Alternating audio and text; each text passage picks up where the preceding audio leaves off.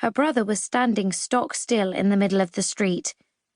His face had drained of colour except for the crimson of his open mouth, and his chest was working up and down like a sparrow's. "Arthur?" she repeated, voice faltering against the wind. He slumped forward, and her world crashed apart. Thomasina ran over to him and crouched down.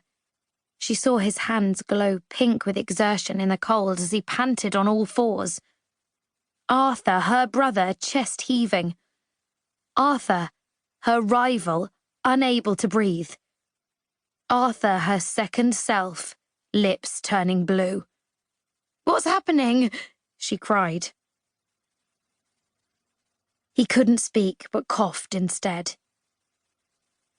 The tears that leaked from his eyes were swallowed by the snow beneath him. I'm going to get help," Thomasina said, stumbling to stand. She didn't want to leave his side, but what else could she do? She scanned the silent street.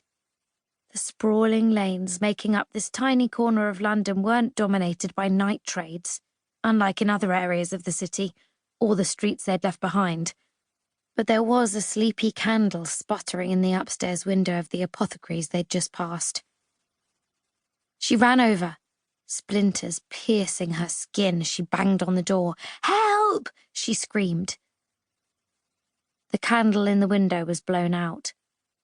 No footsteps came.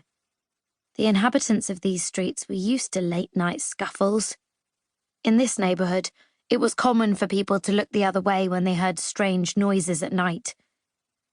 Behind Thomasina, Arthur was wheezing even more than he'd been when she'd left his side, and she ran to him, feeling ice slice through her skirts as she rubbed his back. "Arthur, I'm here," she gulped. "I'm here, and I'm going to get help." Quick," he whispered. "Help!" she screamed again, her voice splitting itself apart. Silence greeted her. She knew what she had to do. "I need to find someone, Arthur," she whispered. "I'll be back soon." She couldn't look at him. Her heart was beating so frantically she felt sick. Quickly turning, she ran to the streets beyond, boots slicked in slush as she skidded round a corner, chest straining, and saw a lit window. Several people were laughing inside a tavern. "My brother can't breathe," Thomasina shouted. But in their drunken haze, the people inside were slow to move, and most of them just sat, unmoved, in their seats. She couldn't wait for them. She was worried that, if she did, it would be too late to reach Arthur in time. She ran as fast as she could back to him, tears obscuring her vision as she hurtled through the snow. When she dropped to her knees in front of him, she saw her brother's face had turned blue. A couple of men hurried to catch her up. She heard them gasp when they saw Arthur. "The boy! Good grief! The Burgess kid!" "Arthur!" she whispered, so harshly she heard her voice tear in pieces. "Talk to me!"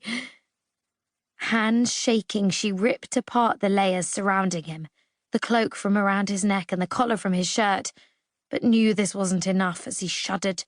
"Arthur!" Thomasina gulped. "Arthur!"